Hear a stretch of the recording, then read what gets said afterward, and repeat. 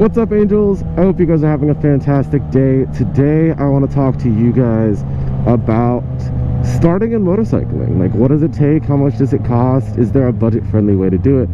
Because there's two ways to go about that, right? There is the budget-friendly, not super flashy way to do that, and then there is the more expensive but more aesthetically pleasing way to go about it, right? So let's start off with the expensive, aesthetically pleasing way. You go to a dealership, you buy a nice brand new 2025 motorcycle. It's gonna run you probably close to $15,000–$16,000 out the door, and most people don't have that. Especially most people getting into motorcycles don't have that, so you have to use financing. And then that dealership's gonna be like, oh well, this kid doesn't know what he's doing. And then you're gonna end up financing a, like I said, $10,000–$15,000+ motorcycle out the door for like 20+% interest rate. And that's just not the best thing for anybody. Now mind you, that's just the bike. Let's also talk gear. You know, depending on what level of protection you want to get and what climate you ride in. Like, I ride in Florida, it's normally pretty chill out here. And by chill I mean like it's normally the same weather like all the time. You might need some rain gear and maybe just like a mesh jacket, gloves, and boots, and then you're pretty much good. Other states up north where it actually gets cold, you're gonna need some heated gear and a whole bunch of other stuff. But speaking from the perspective of like Florida, you need yourself a nice mesh jacket at the minimum, just for starting out.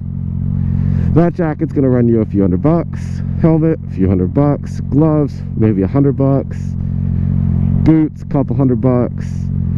If you get riding pants, a couple $100. You know, you see how it adds up super quickly. This isn't including insurance, because in the state of Florida you're not required to have insurance if the bike is paid off and you have like financial responsibility and you can prove that. However, you're making payments on this thing. So since you're making payments on this thing, you're required to have insurance. And now I'm assuming you're probably late teens, early 20s, and you want to get a motorcycle. You're under the age of 28. Your insurance is going to be like, oh whoa, you're getting a 600cc motorcycle or a 400cc motorcycle? Do you know how much that's going to run you? Couple $100 every single month on insurance alone. So all of that is the expensive way to do things. Thousands upon thousands upon thousands of dollars of money just to be able to ride two wheels. And that's not what this is about. You know, motorcycling can be a budget-friendly option. It's just a matter of how you go about it. Now let's say you want to do it the cheap way, or in my eyes, the smart way. Not the way a lot of people unfortunately go about getting their first bike. Because a lot of people don't want to listen to anybody's advice. Everybody's telling them, get a used bike, just do this, do that, do this. And if you don't listen to your friends, you're going to end up regretting it. So please guys, listen to your friends when they tell you get a used bike. There is a reason behind that.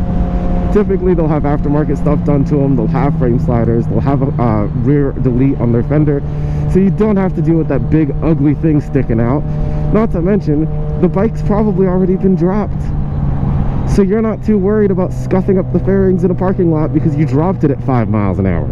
Like, you get a brand new bike, you don't have any of that protection. Then you drop it at 5 miles an hour and there goes your beautiful, beautiful fairings. So listen to your friends.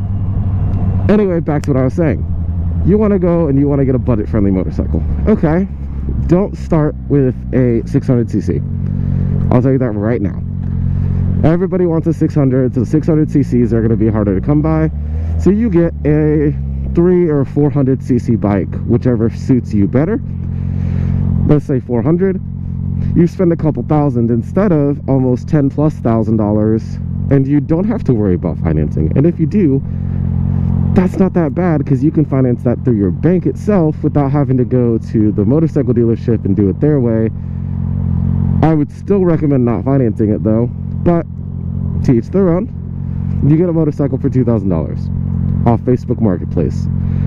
It runs, it rides, it's a little scuffed up, but it's new to you and it's going to work for what you need. You have that bike, it is fully paid off. Guess what? In the state of Florida, insurance, not a problem. Now gear.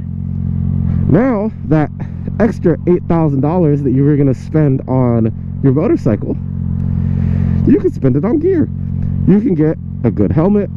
You can get a couple sets of jackets, you know, one with like maybe leather and one with mesh for the hotter days. You get a couple sets of gloves, maybe one like these, and maybe a set of gauntlet gloves. You get a pair of boots.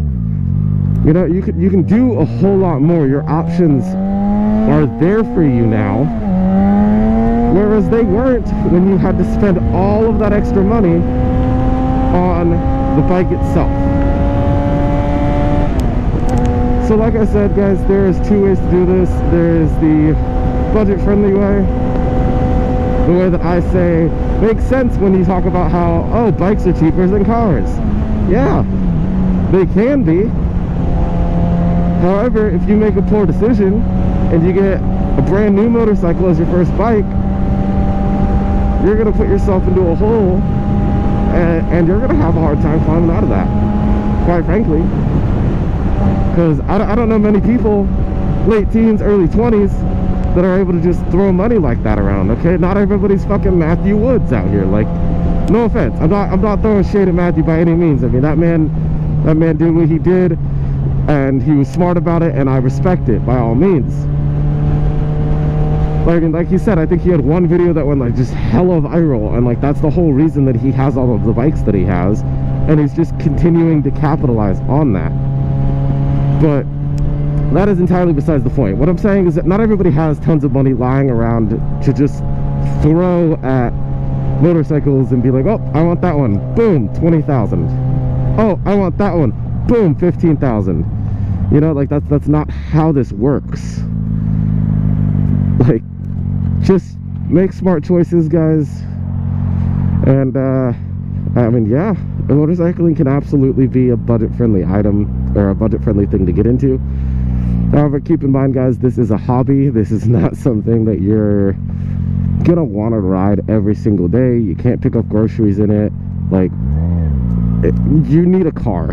So if you're like, oh, I want to get a bike as my only vehicle, don't do it. I did that for 9 months. I hated my life. It was not fun. The joy of riding motorcycles kind of dissipates after you have to do it every single day.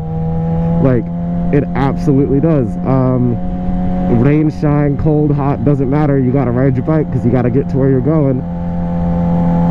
Yeah, it can be a little tough. So don't do that to yourself. Get your car first, get yourself in order, and then go ahead and do everything else. Anyway, guys, I love you guys. Thank you guys for watching. Stay happy, healthy, and humble. Peace.